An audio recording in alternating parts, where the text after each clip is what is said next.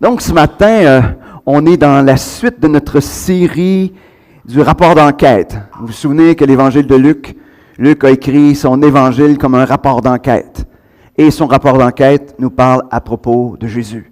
On sait que Luc, je sais qu'on l'a dit plusieurs fois, mais j'ai l'impression qu'on a besoin de se rappeler.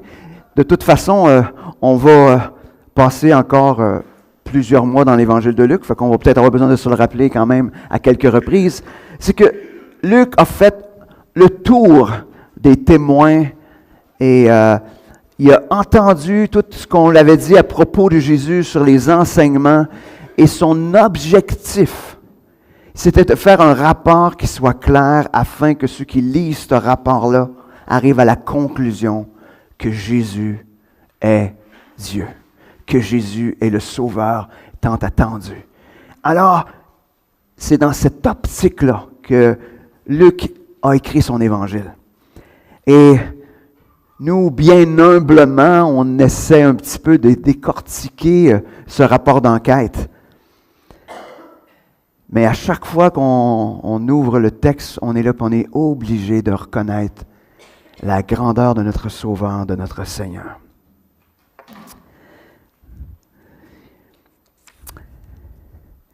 Et ce qui est intéressant, c'est qu'on découvre, parce qu'on a commencé le sermon sur la montagne et on entend les enseignements de Jésus.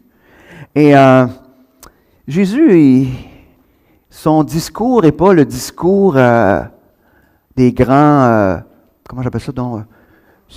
Non, oui, des grands orateurs peut-être, mais pas le contenu, mettons, n'est pas celui de discours d'aujourd'hui. Mettons, il ne ferait pas la conférence aujourd'hui, pour être le grand motivateur et le développement personnel. Il y emmènerait ailleurs. Probablement qu'il y emmènerait sur un autre type de développement. Et d'ailleurs, son enseignement percutait à l'époque où il l'a dit. Et aujourd'hui, elle nous percute encore de manière tellement évidente. Jésus n'essaie pas d'amoindrir les choses. Même, je dirais, il prend souvent les enseignements de l'Ancien Testament, puis il met un petit peu plus de crunchy dedans. Il les rend encore plus personnelles, encore plus percutantes. Et notre cœur humain aimerait ça quelque chose de plus cool, de plus relax. Mais le seul but de cet évangile-là, c'est que nos cœurs soient transformés par la grâce de Dieu. On a terminé la semaine dernière avec le texte suivant qui était dans Luc 6, 35, 36. Aujourd'hui, on va voir de 37 à 45, mais je voulais juste, parce que ça fait le lien avec le texte qu'on va voir ce matin. Et il disait, « Mais aimez vos ennemis, faites du bien, et prêtez sans rien espérer. Votre récompense sera grande et vous serez fils du Très-Haut. Car il est bon pour les ingrats et pour les méchants. Soyez miséricordieux comme votre Père est miséricordieux. » Il y avait cet appel à un amour impossible. Impossible humainement, impossible. À user d'une miséricorde, d'une intensité inatteignable. Quand on dit « Sois miséricordieux comme votre Père est miséricordieux », le standard n'est pas très bas, là. Le standard est élevé. Un appel irréaliste par la force humaine, mais possible à celui dont le cœur est transformé par l'amour de Dieu. Alors ce matin, Luc poursuit son récit dans le sermon sur la montagne, sur le sermon sur la montagne, où encore une fois, Jésus va nous interpeller un amour plus grand, une compassion plus grande et une vie de disciple qui dépasse toutes les pensées et tous les désirs du cœur humain. Mais pour terminer l'introduction, je vais vous lire le texte parallèle qui est dans Matthieu. Qui est dans Matthieu 7, versets 1 à 5. Et pourquoi je fais ça? Parce que vous allez voir que Luc, il va une petite coche plus loin, même que Matthieu. Donc, il dit dans Matthieu 7, versets 1 à 5, « Ne jugez pas, afin de ne pas être jugés. C'est du jugement dont vous jugez que on vous jugera. » C'est dur ce mot-là. Excusez-moi, mais... Hein? C'est de la même... de la mesure dont vous mesurez, on vous mesurera. Pourquoi vois-tu la paille qui est dans l'œil de ton frère et ne remarques-tu pas la poutre qui est dans ton œil? Ou comment dis-tu à ton frère, laisse-moi ôter la paille de ton œil, alors que dans ton œil, il y a une poutre? Hypocrite, ôte premièrement la poutre de ton œil, et alors tu verras comment ôter la paille de l'œil de ton frère. Vous allez voir que dans Luc, il amène des éléments qui vont peut-être mettre un peu de lumière même sur le texte dans Matthieu. Mais avant d'entrer dans le texte qu'on regarde ce matin, on va se tourner vers ce grand Dieu. Seigneur, ce matin, on te demande que tu puisses ouvrir nos cœurs, nos pensées. Seigneur, dans ton message, tellement quelque chose qui nous dérange. Seigneur, on veut être dérangé ce matin par ton message. Seigneur, on veut que ton message transforme nos pensées, nos cœurs. Seigneur, on veut arrêter de filtrer toutes choses avec nos lunettes à nous. Seigneur, on veut que ce soit les lunettes de l'Évangile. Alors, Seigneur, viens parler à chacun.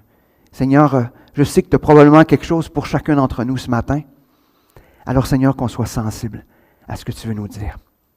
Merci, Seigneur, pour ta parole. Et merci surtout pour ta présence et ton esprit qui nous guide, qui nous conduit. Amen. Donc, on va commencer en lisant les 2 premiers versets, donc 37 et 38, dans Luc 6. Comme je vous disais, Luc va un peu plus loin que Matthieu dans son rapport, parce qu'il va nous interpeller, et dans ce cas-ci, en partant, il nous interpelle dans la façon d'aimer. Donc, lisons 37-38. Ne jugez pas et vous ne serez pas jugés. Ne condamnez pas et vous ne serez pas condamnés. Pardonnez et vous serez pardonnés. Donnez et on vous donnera. On versera dans le pan de votre vêtement une bonne mesure, tassée, secouée, qui déborde. Car on utilisera pour vous la même mesure que celle dont vous vous serez servis.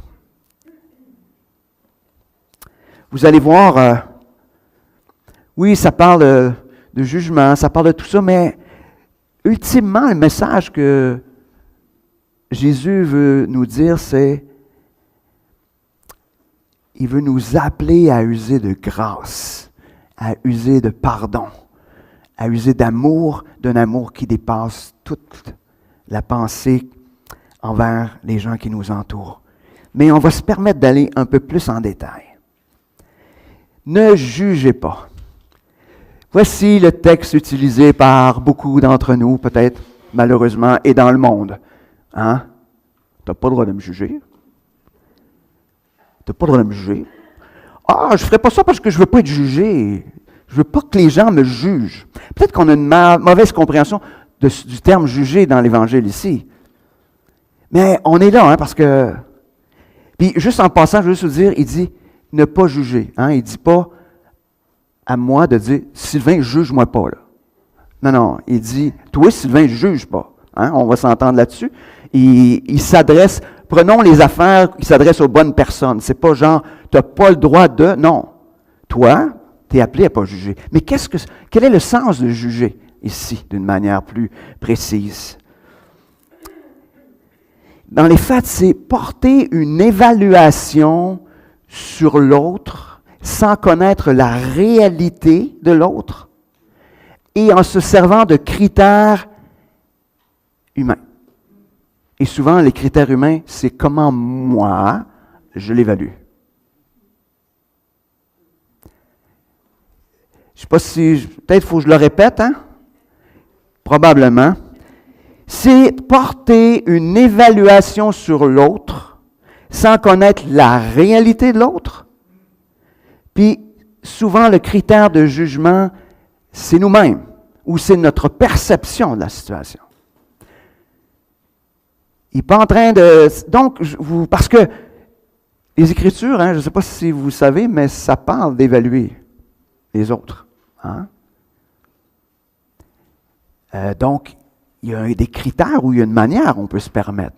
Mais dans ce cas-ci, il dit, arrêtez de regarder les autres, là, puis d'évaluer sans trop connaître ce qui se passe réellement dans la réalité, puis de prendre des décisions là-dessus, puis de dire, OK, j'ai jugé, et selon mes critères, cette personne-là, elle est bonne ou elle est mauvaise. Elle fait bien ou elle fait mal. Et souvent, le jugement parle beaucoup plus de celui qui juge que de la personne qui est jugée. Parce que quand on juge, ça parle de comment nous, on voit la vie ou comment on voit les affaires. C'est ça, de ça que ça parle. Mais quand il dit « ne jugez pas », c'est donc arrêtez de regarder les autres avec vos lunettes à vous autres. Tout simplement, regardez-les au travers l'Évangile. C'est tout à fait autre chose. Mais si j'ose poser, ou si vous osez poser des questions, est-ce que je suis en train de juger ou est-ce que vous êtes en train de juger? Des fois, on pense que c'est du jugement. Si je te pose une question, hein. Je riais parce que je faisais une funéraille hier, puis la madame, elle me rappelait que quand je les ai rencontrés pour préparer la funéraille, t'en poses bien des questions. Ça énerve le monde, hein, de se faire poser des questions. C'est sûr que j'ai un petit fond de travailleur social du passé, c'est sûr, j'ai ça s'enlève pas. Mais en même temps, c'est parce que je veux connaître. Mais souvent aujourd'hui, on a la petite fibre fragile. Bien sûr, là, il me pose des questions parce qu'il veut me juger. Puis, c'est justement parce que je ne veux pas te juger. Parce que si j'ai les informations, ça va être plus difficile de juger. Mais, donc, faisons attention de ne pas mettre trop de choses sur le dos du jugement. Est-ce qu'on est en train de juger l'autre si on remet en question les choix? C'est touché, là, hein? Oui, de la choix de l'autre. Est-ce qu'on est en train de la juger? Oui et non. Mais si je te vois en train de pécher, puis je remets en question le choix que tu fais, oui, je t'ai jugé, j'excuse. Mais est-ce que c'est notre responsabilité, pas juste de pasteur, notre responsabilité de frères et de sœurs, de dire, hey, je pense que c'est pas conforme à l'Évangile. Je pense que ton choix t'éloigne de Dieu, il ne te rapproche pas de Dieu. Mais quand on est là, on n'est pas dans le jugement selon ce que Jésus, ici, il dit de ne pas faire. Parce que toutes les Écritures nous appellent à prendre soin les uns des autres. En portant un regard à travers l'Évangile, en prenant un regard à travers ce qui est la vérité de ce qui se passe devant nous. Et n'oublions pas qu'il s'adresse à ceux qui jugent et non à ceux qui se sentent jugés. La suite va un peu dans le même sens. Il dit, ne condamnez pas. C'est parce que ça suit le jugement. Quand tu condamnes, c'est parce que tu as jugé, puis tu as émis une sentence. Une sentence, une étiquette. Je t'ai évalué, j'ai regardé ça, et selon mes critères, tu es. Et le problème de la condamnation, c'est que souvent un geste final dans une relation. Je ne sais pas si vous pensez comme moi, mais moi je vous dis souvent quand on va dire, c'est ça, il est de même. Je ne sais pas, mais en général, ça ne produit jamais rien de bon. Il faut se rappeler, frères et sœurs, que nous sommes tous, j'appelle ça un travail ou une tâche inachevée. Hein? Dieu a commencé quelque chose, puis il n'a pas terminé. Puis celui qui est en train d'accomplir la tâche, il est pas mal bon. Il est pas mal parfait dans sa manière de le faire. Et ça, on a besoin de se rappeler ça. Donc, quand on condamne, on est en train d'émettre un geste qui est final.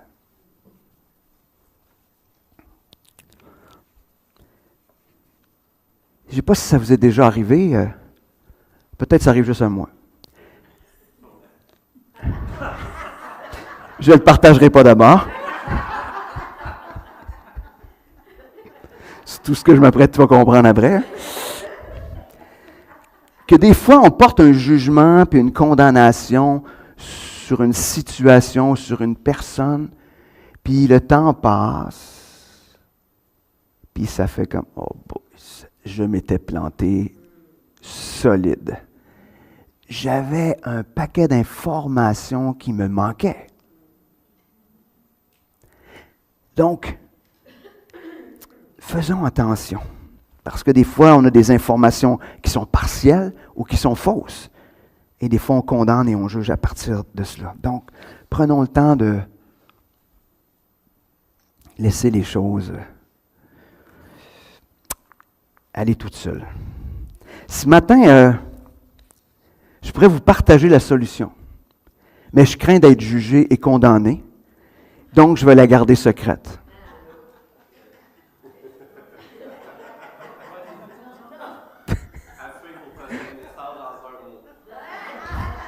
Non, c'est un secret, je le garde pour moi. Donc, je vais vous la dire quand même. Je ne suis pas capable de garder un secret, moi, c'est fini.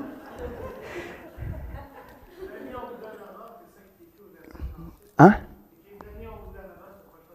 Exact. Je ne t'ai pas rendu là dans mon texte. Mais souvent, le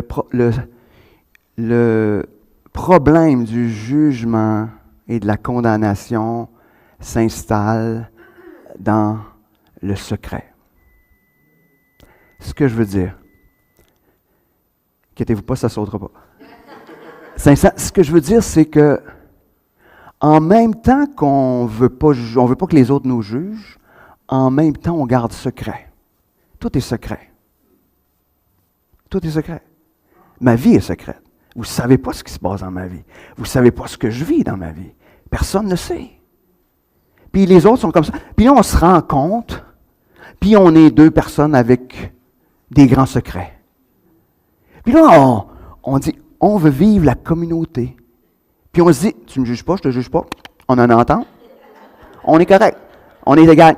C'est parfait. Tu ne me juges pas, je ne te juge pas. On va être cool de même. Mais c'est inévitable. Ce genre de situation-là produit le jugement et inévitablement, probablement, la condamnation, parce que c'est dans le secret. Je ne dis pas de mettre vos vies sur le tapis, là. C'est pas ce que je suis en train de dire. Mais faisons attention à quand on est... Moi, je sais que si des bouts je me sens jugé, c'est parce que c'est une zone de ma vie qui est assez secrète. Vous n'êtes peut-être pas de même. Mais souvent, où ce qu'on a une crainte du jugement, c'est les zones qu'on garde cachées, qu'on garde secrètes. Si je garde ma vie secrète, si je ne suis pas vrai, si je me tiens à l'écart, si je n'accepte pas d'être vulnérable, nous avons la soupe parfaite pour le jugement et finalement la condamnation. Mais quand je dis ça, ça fait comme « Oh! » Comment ça va en moi? Là, tu sais, dans le sens, j'ouvrirai quand les autres seront ouverts. Tu sais. Puis comme je disais tantôt, je ne suis pas en train de vous dire « étalons nos vies ». Mais nous ne restons pas dans le secret. Ne restons pas à l'écart. Ayons le courage d'être vrais, afin que des personnes puissent porter un regard non de jugement, non de condamnation, mais un regard de grâce et de compassion et d'amour envers nous. Et ça, c'est... Fait que si on a l'impression qu'on se sent jugé, peut-être qu'il faut regarder si on n'est pas en train de mettre en place autour de nous la soupe dans laquelle on va être jugé. Le texte continue avec pardonner. On avait commencé avec 2 actions de ne pas, puis là on va tomber avec 2 actions de faire. Donc pardonner. Le pardon est probablement l'aspect le plus difficile dans nos vies. C'est dur pardonner. Le vrai pardon, là. Pas je m'excuse. Moi, ça me fait toujours rire, cette phrase-là. Hein? Je m'excuse. Le français dit, ça veut dire, je excuse qui, moi?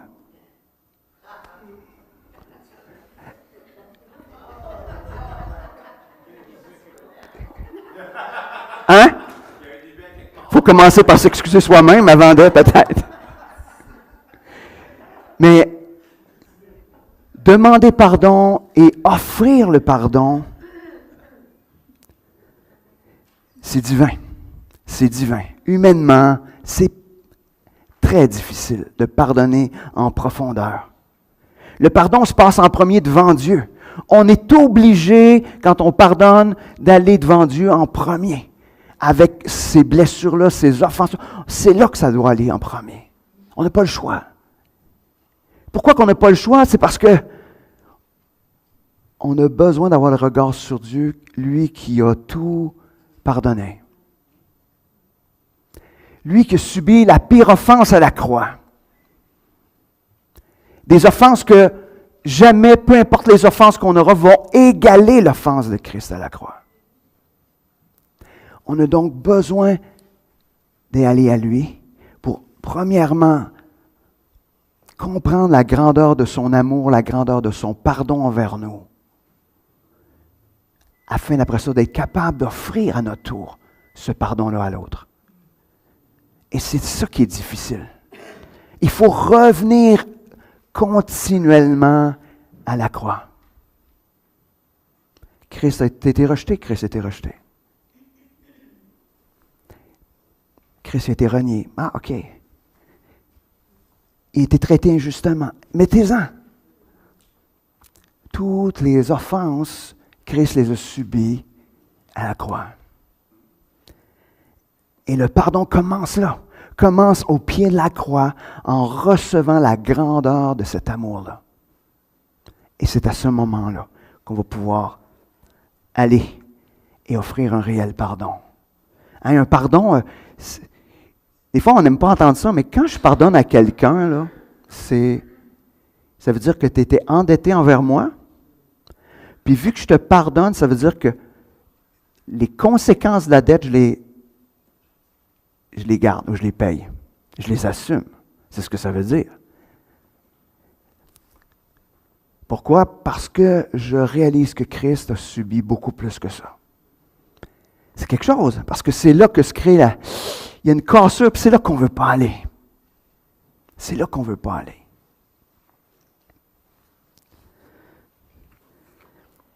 Les gens disent, « Ah, quand on a pardonné, on oublie. » Il y a Dieu qui oublie. Nous, on n'oublie pas. Mais, il n'y a plus rien entre moi et cette personne-là. La relation, elle est rétablie. C'est ce que ça veut dire. Ça ne veut pas dire que les choses vont tout être parfaites. Non, non. Mais ça veut juste dire que cette offense-là a plus d'impact dans ma relation avec l'autre. C'est ce que ça veut dire. Et ça, c'est pas facile. Et je veux juste nous rappeler que le non-pardon face à la croix est inacceptable. On ne peut pas ne pas pardonner. Comme enfant de Dieu, face à la croix, c'est inacceptable.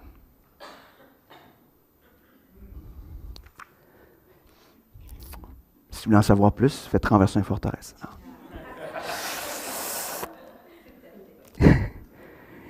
Cette zone vous est offerte par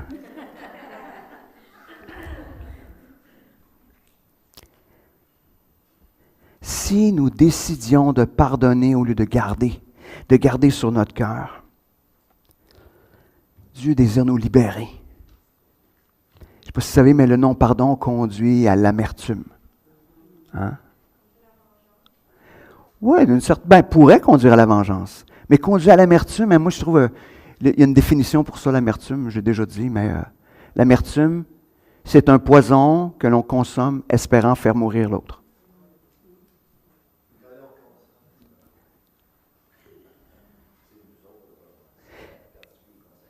Exactement. Mais tu sais, on pourrait tout simplement dire, hein, c'est quelque chose d'amer qui me, ça me tue. Quelque chose d'amer qui me tue. le non-pardon, ça nous emmène là. Puis ce que ça va créer, ça va nous ramener à le jugement de l'autre, puis la condamnation. Vous voyez, tout ça est relié ensemble. Si on poursuit, et le texte nous parle de donner, il dit, donnez, on vous donnera. On versera dans le pan de votre vêtement une bonne mesure, tassée, secouée, qui déborde. Il nous appelle donc à donner généreusement. Donc, ne pas juger, ne pas condamner, pardonner et être généreux. Jésus nous présente son barème de générosité. Je ne sais pas si vous regardez, là, mais dans le pan, tu sais, quand il met dans le pan de la robe, puis là, il dit, il met dedans, puis là, on le brasse, c'est ça, pour tasser les affaires comme il faut, là. Tu sais, c'est comme, tu sais, quand je transfère le chocolat dans le pot de chocolat, là, tu te brasses jusqu'à temps que tu peux en mettre d'autres, encore un petit peu. Puis là, il dit, quand là, c'est bien tassé, là, ça déborde. Ça, c'est le niveau de générosité. C'est pas juste genre, oh, ça allait pas pire à rebord. Non, non. Une fois que c'est à rebord, tu brasses pour que ça descende, pour en rajouter encore. Puis tu rebrasses encore jusqu'à temps qu'il y a cote, là, qu'il baissera. Il baissera plus, il n'y a plus de place. Puis une petite balloune par-dessus, tu sais. Voici le barème de générosité que Jésus nous parle.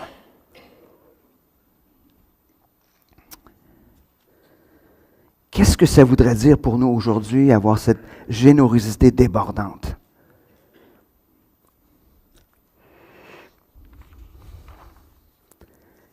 Des fois, on prend la générosité de manière trop personnelle ou pas assez personnelle. C'est pas clair, hein? J'aime ça être pas clair des fois. Des fois, on dit, « Ah ben là, je peux pas être aussi généreux que ça. » Hein? Fait que ça, puis de l'autre bord, on dit, « Bah, si tout le monde le fait, vous voyez les... » On est comme un peu entre les deux, c'est-à-dire, c'est le standard de Jésus qui est là, le standard du monde est là, puis je suis juste un petit peu au-dessus, juste un peu au-dessus. Quand Jésus parle de l'amour, qu'on va être reconnus les disciples pour l'amour qu'on a pour les autres, il ne parle pas de juste s'aimer un peu, il parle d'un amour, comme dit Francis Chan, un amour extravagant, qui dépasse tout ce qu'on peut penser. C'est ce genre d'amour-là. C'est-à-dire un amour où les gens se font... Et comme disciples, on est appelés à être dans cette extravagance-là. C'est-à-dire que c'est inexplicable en dehors de Dieu. Cette extravagance a juste un nom, et c'est Dieu. On n'est pas là, là. Je le sais, là. Mais si dans nos cœurs, nous serions en train de désirer cela profondément, imaginez ce que Dieu pourrait faire avec ça.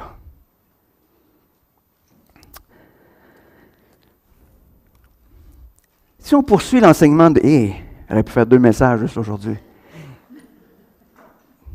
Il y a des jours comme ça. Je pourrais arrêter là, ça ferait mon message la semaine prochaine. Mais non.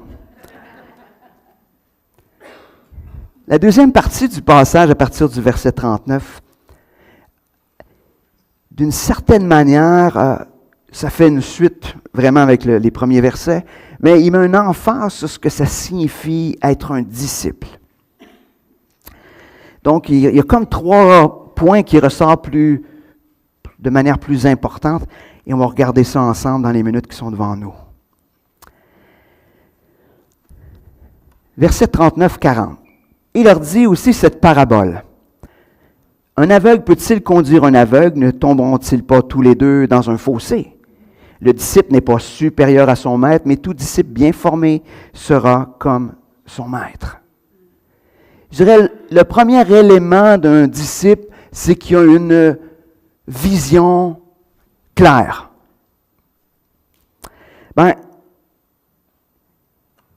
Il pose 2 questions, 2 questions simples, 2 questions fermées, dont la première réponse est non et dont la deuxième réponse est oui.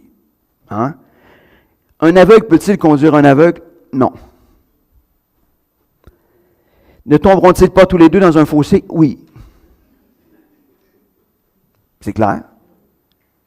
Ce qu'il est en train de dire, c'est un aveugle ne peut pas être celui qui va conduire puis qui va diriger un autre aveugle.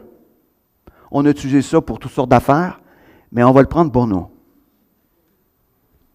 On va le prendre pour nous.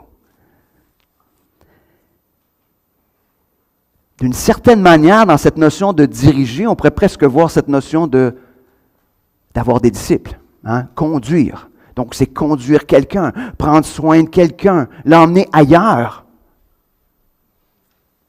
Donc, la vraie question, à quoi sommes-nous aveugles? À quoi sommes-nous aveugles? Quel aspect dans ta vie où tu es aveugle à la vérité de l'Évangile? Y a-t-il une zone dans ta vie où tu es aveugle? Si tu es aveugle, tu ne peux pas conduire quelqu'un dans cette zone-là. Si vous me dites aucune sphère dans ma vie, j'aurai aucune honte à vous juger et dire que vous êtes menteur. Jugé et condamné. On est tous aveugles à quelque chose. Des fois, c'est des grands pans de notre vie, puis des fois, c'est des petites affaires. Mais c'est ça, la sanctification. Hein? La sanctification, c'est de passer de aveugle à de plus en plus voyant. Hein? C'est aussi avoir une vision peut-être très rétrécie, mais qui s'élargit. Donc, nous sommes tous aveugles dans nos vies, dans des aspects.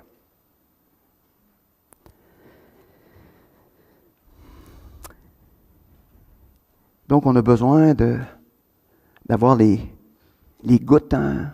Il parle dans l'Apocalypse. Hein? Un collier pour oindre tes yeux afin que vous voyez clair. Les voir clair, c'est ce que la parole nous dit. La seule vérité. Donc, une des vérités qui sort de ce texte-là, c'est « Tu ne peux pas transmettre ce que tu n'as pas reçu. »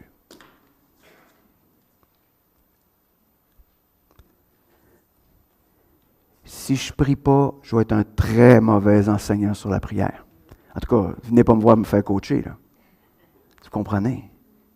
Si je ne lis pas ma Bible, ne demande-moi pas d'enseigner le dimanche matin. Vous comprenez? Donc, Jésus nous interpelle à avoir une vision juste. Qu'est-ce que ce matin vous avez besoin de recevoir de sa part? Quelle zone vous avez besoin d'entendre la vérité à propos de Jésus, à propos de Dieu, à propos de ce qu'il est, à propos de ce qu'il fait, afin de voir clair. Deuxième dimension.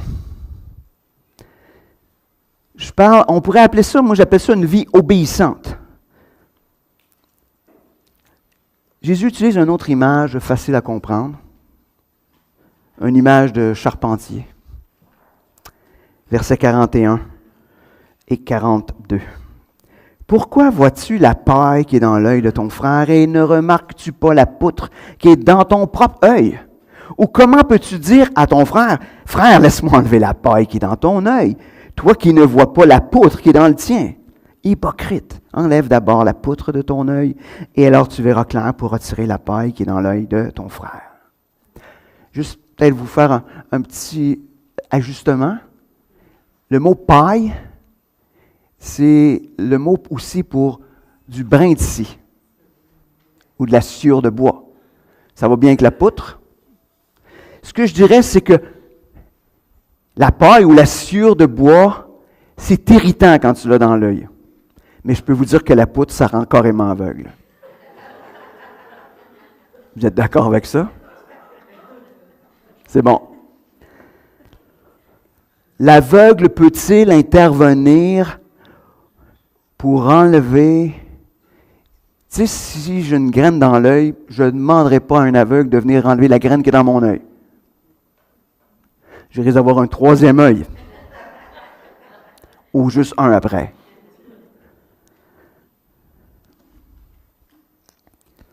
Mais en même temps, ce texte-là n'est pas un appel à la non-intervention. Jésus n'est pas en train de dire hey, « Regarde, n'interviens pas dans la vie de ton frère ou de ta sœur parce que tu as une poutre. Lui, c'est juste une paille. Fait que, arrange-toi pour pas que l'autre voie que tu as une poutre. » Il me semble, hein? Viens si mieux un dimanche matin. Ça va bien? Oui, oui, oui. Tu as quelque chose dans l'œil. Ah non. Non, rien pantoute. Non, ce n'est pas un appel à la non-intervention. D'ailleurs, il dit de la traiter, ta poutre. Mais comment réagissons-nous à ce que Dieu nous montre? Quand Dieu pointe dans ta vie ta poutre, est-ce que tu dis « Ah non, c'est correct, ça ne paraît pas » ou je ne sais pas. C'est quoi ton... Est-ce que tu as une écoute obéissante ou une vie obéissante à ce que Dieu te montre dans ta propre vie? Est-ce que tu es prête à passer à l'action? Parce que c'est ce que Jésus veut nous montrer là-dedans, c'est règle les affaires qui sont dans ta vie. Règle les poutres. Après ça, tu seras en mesure de prendre soin de ton frère ou de ta sœur que de la sueur de bois dans l'œil. Tu vas pouvoir le faire. Mais avant, fais-les pas. Sinon, c'est être hypocrite de dire « Moi, je ne règle rien dans ma vie, mais je vais t'aider à régler tes affaires. » C'est hypocrite. C'est comme, voyons, c'est pas sérieux. C'est pas sérieux. Règle tes affaires. Est-ce que tout dans ta vie soit réglé pour pouvoir aider ton frère ou ta soeur? Ben non, mais es-tu au moins en train de régler ou tu es en train de vivre avec? C'est ça la question. Puis le mot hypocrite, on n'aime pas ça. Donc, je ne veux pas être hypocrite. Qu'est-ce que je fais? Mais je me tiens à l'écart. Je ne serai pas hypocrite. Je ne pourrai pas au moins être taxé d'hypocrisie. Mais tu seras tout le moins taxé de désobéissant. Je ne sais pas lequel qui est le mieux. Ni un ni l'autre. Parce que notre désobéissance nous rend malheureusement très peu utiles pour l'œuvre de Dieu. Personne ne veut être sur le banc. On veut tout être sur la glace en train d'intervenir puis d'agir. C'est le désir de nos cœurs. Un enfant de Dieu, c'est ce qu'il désire profondément. Donc, laissons Dieu agir dans nos vies pour nous transformer à son image, afin d'être des instruments utiles entre ses mains. D'ailleurs, c'est ce qu'on parle depuis de nombreux mois. Devenir des disciples, matures et en santé, pour prendre soin des autres. Dernière image. C'est bon, il me reste 5-6 minutes. J'ai du temps en masse. Mais après ça, on mange ensemble. Fait que, on continuera à table, si je n'ai pas fini. Jésus appelle les disciples à être des porteurs de fruits. Donc, il passe d'une image reliée à la menuiserie à une image d'agriculture. 43. Un bon arbre ne porte pas de mauvais fruits, ni un mauvais arbre de bons fruits. En effet, chaque arbre se reconnaît à son fruit. On ne cueille pas des figues sur des ronces et l'on ne vendange pas des raisins sur des ronces. L'homme bon tire de bonnes choses du bon trésor de son cœur, et celui qui est mauvais tire de mauvaises choses du mauvais trésor de son cœur. En effet, sa bouche exprime ce dont son cœur est plein.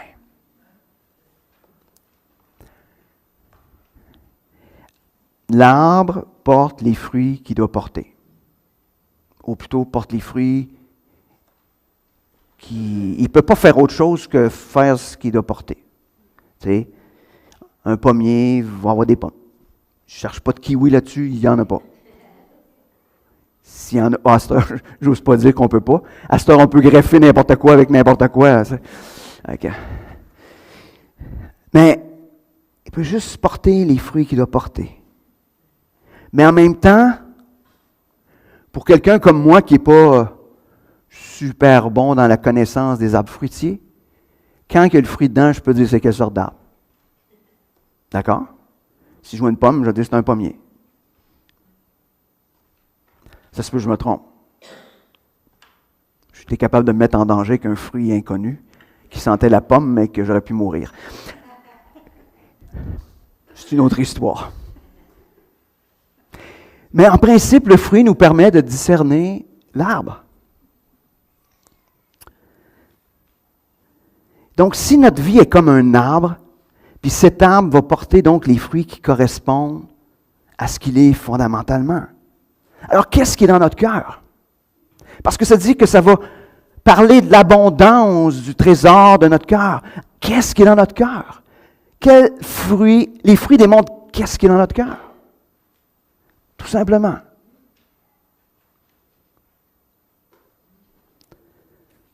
Nos paroles et nos actions parlent pas mal plus fort des fois de ce qu'on dit avec nos mots. Ben, dans le sens que, pas nos paroles, mais nos actions. Comment on va se comporter? Comment on va réagir? Ça parle de ton cœur. Ça parle de ce qui se passe dans ton cœur. Mais est-ce qu'on est aveugle à ça? Il y a un petit défi théologique là-dedans, parce que dans le début, ça nous aide pas à juger. Puis là, ça nous parle de fruits qu'on est capable d'évaluer selon les fruits. Mais ça fait juste confirmer ce que je disais au début avec le texte d'aspect de juger. Évaluer à partir de critères qui sont des critères de l'Évangile. Donc, les fruits, est-ce que nous portons les fruits dignes de l'Évangile? Puis, je ne sais pas si vous remarquez, tout le long de ce passage-là, il ne s'adresse pas, mettons, à quelqu'un pour qu'il reprenne quelqu'un d'autre. Non, non, non, il parle à nous. C'est on peut mettre « moi » là, il faut que j'entende ça « moi ». C'est personnel. Est-ce que je porte les fruits? Il faut que je me questionne là-dessus. Est-ce que je porte les fruits? Est-ce que quand je m'écoute parler ou que je me vois faire, je fais comme oh, OK. Est-ce que les gens ont entendu l'Évangile ou ont entendu d'autres choses?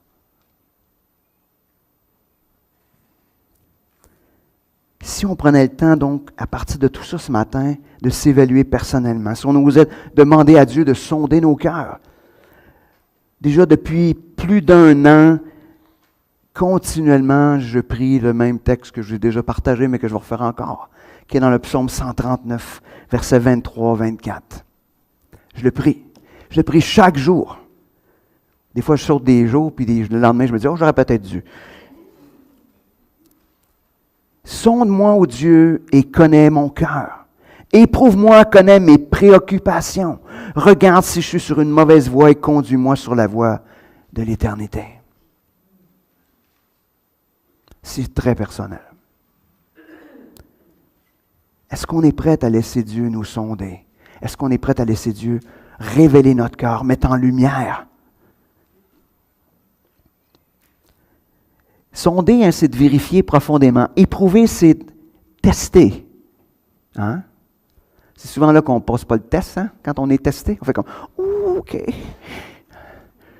Moi, tout va bien quand tout va bien. Quand tout va bien, ça va bien. Je suis vraiment spirituel quand tout va bien. J'ai avec aucun péché quand tout va bien. Mais, rajoute une petite affaire qui est de travers, des fois, ça révèle des choses. Ça révèle, est-ce que j'ai les yeux fixés sur Dieu ou j'ai les yeux fixés sur d'autres choses? Donc, le texte qu'on a vu ce matin, je dirais, c'est les 4 tests du disciple.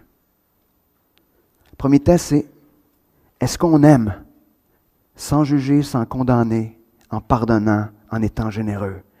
Est-ce qu'on a une vision juste, claire, concernant nous-mêmes, concernant le péché, concernant Dieu?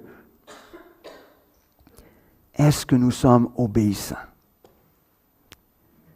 Est-ce qu'on vit cette maturité, cette sanctification? Et 4e test, quels sont les fruits que nous portons? Donc, prions ce matin. Seigneur Dieu, ce matin, tu nous as interpellés de toutes sortes de manières. Seigneur, Merci d'avoir tourné le miroir afin qu'on puisse se regarder, qu'on puisse se voir face à l'Évangile, face à ce que tu nous demandes. Seigneur, on désire être semblable à toi, être transformé à ton image. Seigneur, des fois dans le miroir, ce qu'on voit, c'est bien loin de ton image. Alors Seigneur, dans ta grâce, dans ta grande miséricorde, on te demande que tu puisses faire une œuvre en chacun de nous, nous transformer. Viens briser ce qui a besoin d'être brisé, viens construire ce qui a besoin d'être construit. Que nos pensées soient tes pensées, que notre cœur soit transformé. Merci Seigneur pour ta parole ce matin. Amen.